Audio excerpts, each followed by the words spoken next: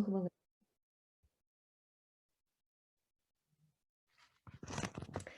Передусім я хочу подякувати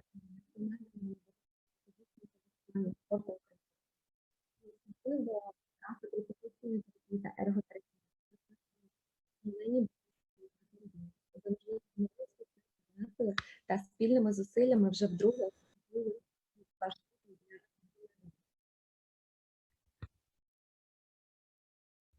величезну подяку хочу висловити нашим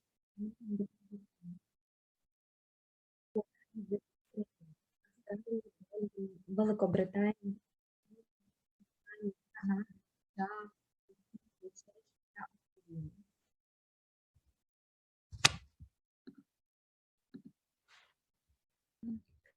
Я бачу, що мене погано чути. Одну хвилиночку. Скажіть, будь ласка, напевно, так краще? Вже краще. Дуже добре, я перепрошую. Особливо дякуємо за участь та постійну підтримку віце-президенту з фінансів Всесвітньої федерації ерготерапевтів Саманті Шанн.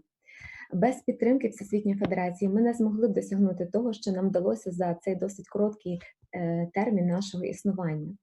Також ми безмежно вдячні нашим ключовим лекторам мотиваційних промов, професору Хелен Полапеко з Канади та професору Гейл з Австралії за їх участь. Я дивлюся, що є повідомлення, перепрошую за затримку. Краще чути. Добре. Друзі, я розумію, що більшість учасників не усвідомлюють величини та значущості цих постатей для професії в глобальному сенсі, але можу сказати, що будь-яка конференція міжнародного рівня вважала би за честь мати цих відомих науковців та ерготерапевтів у своїй програмі.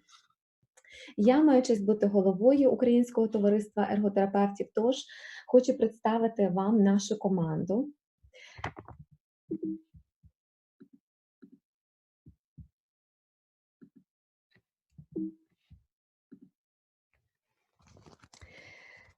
Це найпотужніша, найбільш віддана і найбільш мотивована команда, в якій мені доводилося працювати. Я надзвичайно пишаюся нею. У підготовці та проведенні цієї конференції особливо хочу подякувати Олександрі Калінкіній і Аліні Терещенко, які також сьогодні є модератором конференції. Без їх наполегливої та кропіткої праці ця конференція не відбулася б.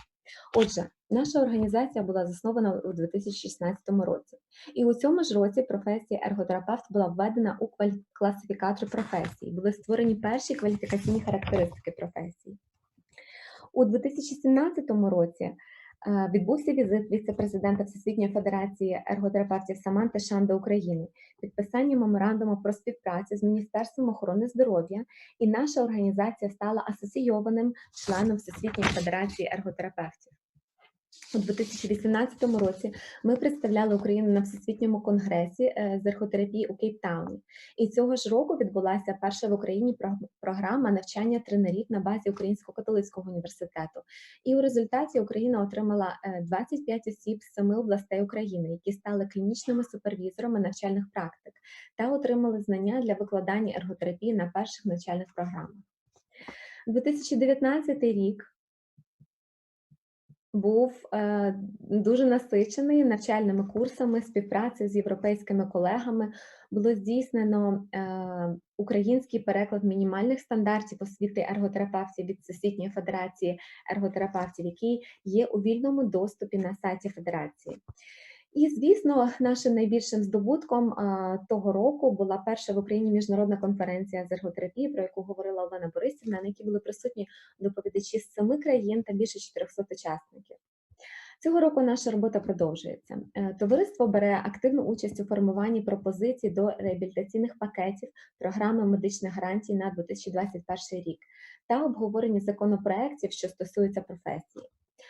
Але найбільшою подією цього року, так як і минулого, є для нас дана конференція. І, як кажуть англійці, кожна хмаринка має срібну підкладку.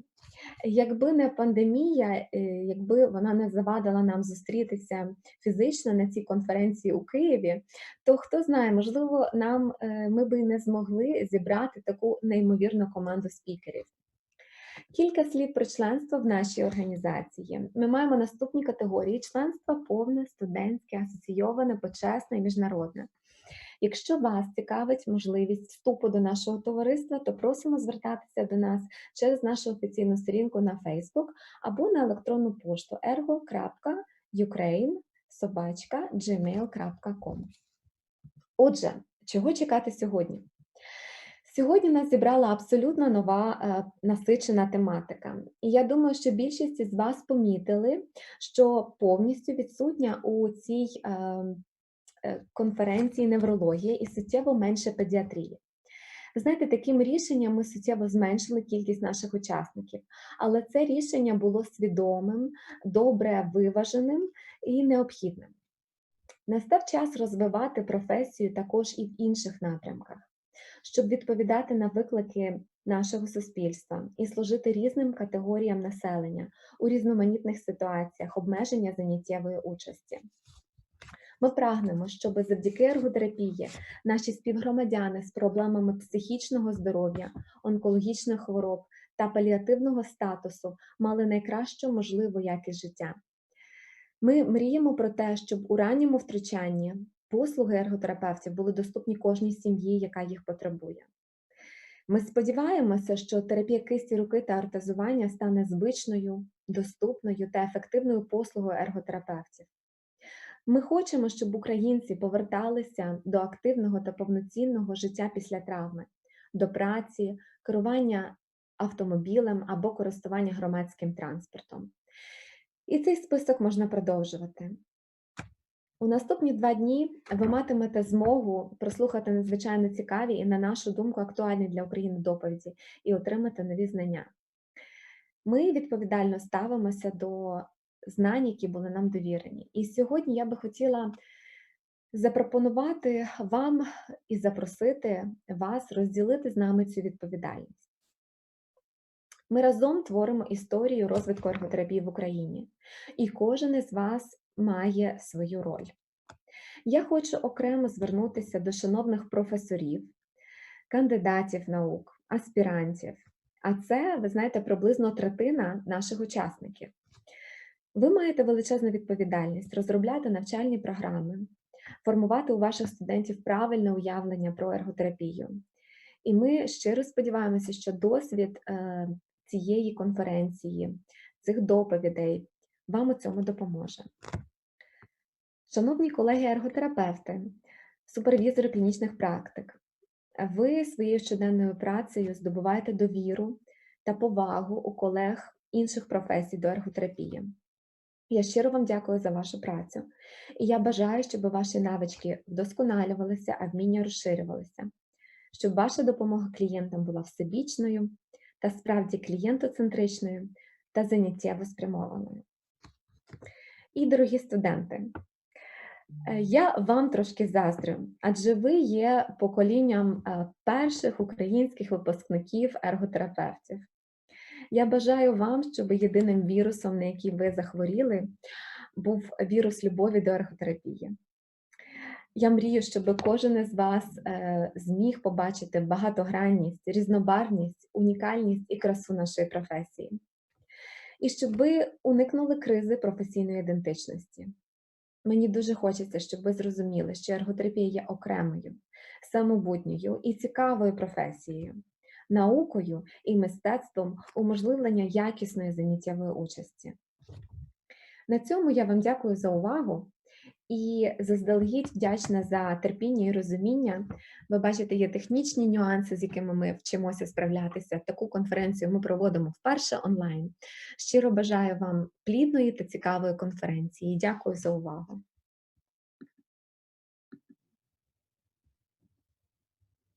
Щиро дякую, Олю. І з великою радістю хочу представити вам наступного нашого доповідача. Це Саманта Шанн, ерготерапевт, викладач, віце-президент з фінансів Всесвітньої федерації ерготерапевтів. Ми дуже вдячні пані Саманті за те, що вона особисто і Всесвітня федерація ерготерапевтів зробила і робить для розбудови ерготерапії в Україні. Пані Саманта, прошу вас.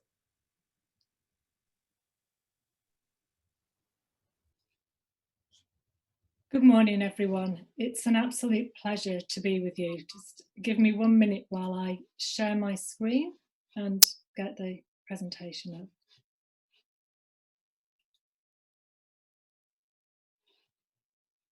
No, it's not.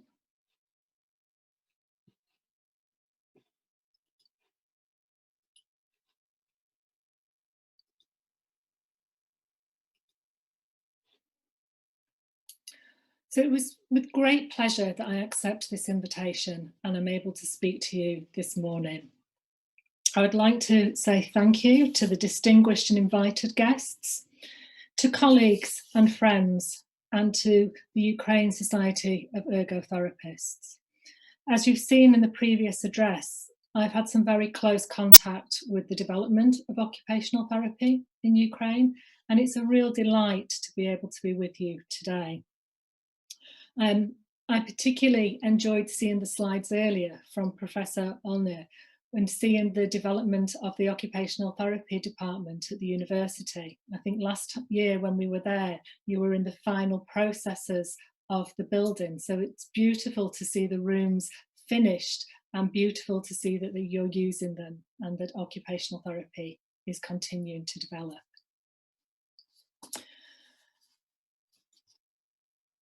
So with me today, I'm representing the World Federation of Occupational Therapists, and therefore I bring greetings to you and well wishes from around the world. Here you can see a picture of the last time that the WFOT Council was able to meet in person in Cape Town, and all those delegates from all our member countries send warm greetings to you today for your Congress. It is wonderful to be here. I wish it was in person, but as it's been said, there are always opportunities, and it's great that we've been able to put this programme together and actually all meet online. It's such a fantastic achievement to have the second International Conference on Occupational Therapy. And thank you to the organisers for all your time and commitment in doing this. The Congress theme, Prospects for the Development of Occupational Therapy in Ukraine, fits perfectly for Ukraine at this moment in time, but also reflects the theme of this year's World Occupational Therapy Day, which is celebrated on the 27th of October. The theme this year was Reimagine Doing, and as Olga, your chairperson, said, it's about re-looking at what we're doing, rethinking, but also reimagining. And for Ukraine, looking at where occupational therapy fits and ensuring that occupational therapy crosses all the boundaries of health and well-being and meets the needs of your population. So what is the World Federation of Occupational Therapists? For those of you that aren't aware, WFOT is the global voice for occupational therapy and sets the standards for its practice. We represent the occupational therapy profession in its role of improving world health and well-being. The World Federation was started in 1952 with 10 founding member organisations. And now, in 2020, we have 101 member organisations. And here you can see them on the slides. We have 73 full members and 21 associate members. To be a full member of the World Federation of Occupational Therapists, there must be a National Occupational Therapy Association who meets the requirements of WFOT, and in addition, at least one WFOT approved education programme. And each full member has a vote at our council. Associate membership is national occupational therapy associations which have constitutions that meet the membership requirements of WFOT, but are working towards WFOT approval of the education programme. And I know that's something that is taking place in Ukraine at the moment. There's a lot of work around the development of your education programmes. So the Ukrainian Society, as Olga said, is the member organisation of WFOT and has been associate member since 2017. In WFOT, our national associations of occupational therapy are so important. Your national association is your voice of the profession in the country and acts on behalf of the profession. It's therefore the focal point and the voice of occupational therapy in Ukraine. The society helps develop and set professional codes of conduct and standards of practice, and it collaborates with national and international organisations on the members' behalf. And I say this in all honesty, the society is extremely important, and the society is only as strong as all of its members. So whilst you have a wonderful, excellent, motivated, unique executive board at the moment, and they are, because we can see the fruits of their labour in this Congress, it's so important that you are members of the society as well, and that you members see the pride in occupational therapy and help move forward occupational therapy in Ukraine. The next few slides I'll go through quickly. I just wanted to highlight some of the resources that are available to you as members of the World Federation of Occupational Therapists, and you'll find them on our website in the Resource Centre. They are available in different languages, unfortunately not so many in Ukraine, but work with us. And that's, I know it's something that the society is looking at, and we can look at translation, but again, we would need your help as members to do that. But please do look at the resources that we have available to you. So every 2 years, the World Federation of Occupational Therapists gathers data around the world from our member organisations. And therefore we have a global profile of occupational therapy. So we know what's happening in each region of the world, but also in each country. And we're able to share that data with the World Health Organization. Here's an example of some of the data. It shows the number of occupational therapists in each member country. And that helps us track how the numbers obviously increase, but how they change from region to region. Lots of other slides around areas of practice, about number of education programs, about areas of shortages can be found on the WFOT website. But what we do know from this data that we collect, and the latest data was from 2019, is that around the world there are 580,000 occupational therapists, and I'm sure now that's probably over the 600,000 mark. We know that there are just over 1,000 WFOT approved occupational therapy education programs, that there are 63,000 practicing occupational therapy assistants around the world, and 100,000 students studying on WFOT approved programs, and obviously a lot more students studying on programs that are working towards that WFOT approval. So whilst occupational therapy can feel small, new, developing in Ukraine, you can see that you're part of a much larger, very proactive profession around the world. As Olga mentioned, the WFOT has the minimum standards for the education of occupational therapy students. That is available in Ukrainian and is available on the website. Recently, WFOT has launched the Quality Evaluation Strategy Tool, or QUEST. And this describes a set of 7 occupational therapy quality indicators that are applicable to all practice settings. Data from indicators provides evidence and accountability of how occupational therapy advances health outcomes, enhances satisfaction, and optimises use of limited resources. The use and monitoring of quality indicators can help provide evidence and accountability of how occupational therapy services contribute to population health and advance the priorities of health systems in which the profession operates. And there are a lot of resources on the website. There's an online module that you can take to develop your knowledge of QUEST and of the strategy tool. And I think this is something that would be very useful in Ukraine so that you can start to evidence the value of the services that you're providing. So if this is something you're interested in taking forward, please discuss it with Olga and with the Ukrainian Society for Ergotherapists. And again, in WFOT, I'm happy to support how we can use this in Ukraine. There is also an advocacy toolkit on the WFOT website, and that's there to help you and to give you resources on how to advocate and lobby for new services and lobby for occupational therapy as a profession. Something that you'll learn a bit more tomorrow from Mike Jari and Gail Whiteford is the Narratives Project. And this was a project of a result of collaborative work of WFOT and a group of international occupational therapists. We all know that this year has been extremely challenging and continues to have challenges with COVID-19.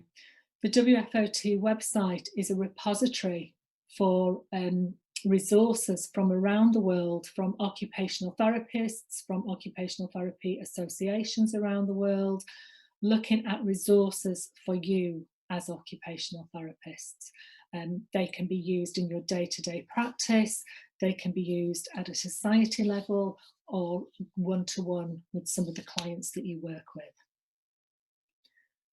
So in summary, the World Federation of Occupational Therapists is your global organisation, and we provide advocacy and leadership through strategic global partnerships. We provide guidance and resources to support yours and the national growth of the profession. We develop entry-level education programmes, such as the minimum standards and reapproval. We develop global research priorities for occupational therapy. And in the development of practice, you can see we've got the quality indicators and we look at the impact and cost effectiveness of occupational therapy. And worldwide, we promote the engagement of occupational therapy and occupational therapists. You can contact us and stay in touch with us many, many different ways. Twitter, Facebook, the usual. There is Ocean, which is a forum where you can have discussions with other occupational therapists around the world. And I particularly want to show you the WFOT Congress in 2022, which will be in Paris, March. The call for papers and abstracts is now open. It's open till March next year. And I would love that there was some representation from Ukraine, not only as delegates, but also some presentation of the fantastic work that you're doing here in Ukraine. So start thinking about your abstracts now. So lastly, thank you again to the organisers and thank you for the invitation. Thank you to all of you for your commitment to occupational therapy in Ukraine. It has been and it continues to be a difficult and challenging year. However, it's wonderful that we can all still come together, albeit not in person. I think the next 2 days are going to be fantastic. The programme is enriching, and I think we will all learn a lot.